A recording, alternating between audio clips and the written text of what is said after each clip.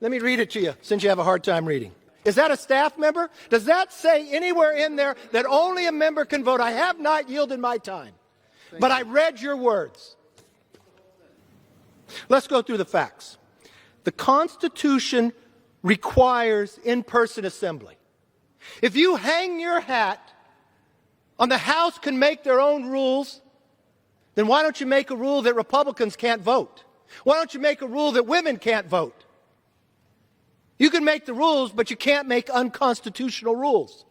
The Constitution deals with this and tells us we should assemble. Yes, that's why August 14th, after this building burned in 1812, the War of 1812 and 1814, they still convened. It wasn't here, but it was in a hotel. But you think, oh, modern history allows us to do this. Well, you know what your modern history allows people to do? If the member can't vote on the proxy, you allow the staff to do it. That's literally what your rule says.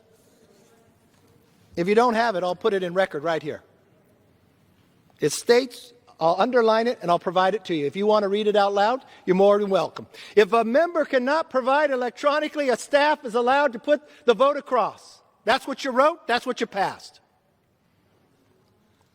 Even one proxy vote dilutes the voting power of every member. We have an unbelievable country that people lend their power and voice to members of Congress, be you a congresswoman or congressman, and hold you accountable every 2 years. You're going to have people on this floor voting for more than 5 members from 5 different states. In California alone, your largest delegation, more than half of the Democrats stayed home. I'll guarantee you they all cashed their check this month. That means 19 million people in California will not have their voice heard. Maybe somebody from Connecticut will vote for him. More than 70 members will vote by proxy. That's 49 million Americans who did not count because you gave it to somebody else. But you should be proud of that. Proxy votes have never been allowed to count towards quorum. But what are you going to do on this rule? There will be more bodies voting no than voting yes, but you're going to win because you got a vote in the pocket. The Democrat plan permits a staffer to vote by proxy on behalf of a member who is unavailable. That is totally true. It's in the rules right here, and I'll provide it to you. A member, let me read it to you since you have a hard time reading. If a member is unavailable to email or send a text message, a staff member may transmit the instructions at the direction of the member. Is that a staff member? Does that say anywhere in there that only a member can vote? I have not yielded my time, but I read your words. A member can vote by proxy while attending a political fundraiser under this plan. A member could be at a fundraiser watching on television and said, well, let me pause for one moment. I didn't want to go back to D.C. even though you asked me to, but I need to put my vote in. It's okay. I'll give somebody from another state to do it. The McGovern regulations state that members can only vote using proxy voting if they are physically unable to make it to the Capitol. I don't know what happened in the last 2 weeks when only 12 could not make it, but now more than 70. I'm concerned for them. Must be something very serious. All members had nearly 2 weeks' notice ahead for this vote. 2 weeks you had to plan. For 231 years, members found a way to get to D.C. If this rule or bill passes, it'll only be because of proxy votes will make up the difference. So my friend over there thinks someone is going to vote differently. Yeah, they are. Even on the Senate side, they've told you whatever you pass in here under these rules are not constitutional. If you can make this type of rule, you can make anything. People with glasses can't vote. Unheard of. Yes, we raised a lawsuit. Yes, we believe in a previous question that people should vote no on this. It's a violation of the Constitution. It's a dereliction of a duty of elected officials. It will silence the voice of people, the same constituents that you took the oath to represent. I think of all the things this country had challenges with.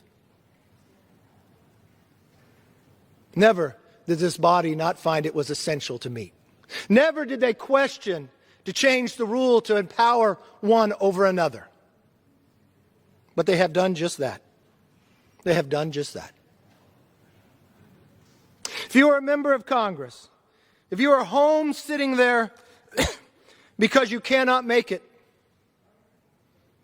and you think you're going to send your message to your staff or to send it in, you might want to change, because maybe McGovern will change the rules now.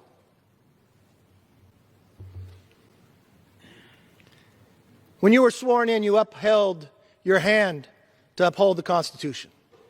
This is your moment. This is your time. Read Article 1, Section 4, Section 5, and Section 6. We even compel people to go gather you to bring you to these chambers. What's interesting to me is that the other side is willing to endanger our Constitution just to empower more power to the majority itself. It'll be interesting to see those who go back to their constituents and say, I will represent you because I can just phone it in. I deserve to be reelected because I passed this off to another member to vote for you. It's interesting to find that maybe when you raised your hand, maybe when you thought the Constitution changed, it hasn't. So yes, just as the majority leader said, he wants you to look into your heart to how you're going to vote. Do that. I hope we all come back to this floor and we all look up. I'm not sure how the vote will go. Will you have a little P by the name that says a proxy? Will we be able to tell by a proxy that somebody from another state voted for you so the rest of the country can see? How will you tell the country today that's opening up more, that's sending astronauts to the space, that you want to close Congress further and you want to deny their voice one last time? This is not about opening a campus. This is about restoring the voice to the American public that we have done for 231 years. And for you to ever question who wants to meet, let the public just see the scoreboard at the end of the day. I think it's easy to answer that question, not by voice, simply by your feet, who's willing to show and who's willing to work for them. I yield back.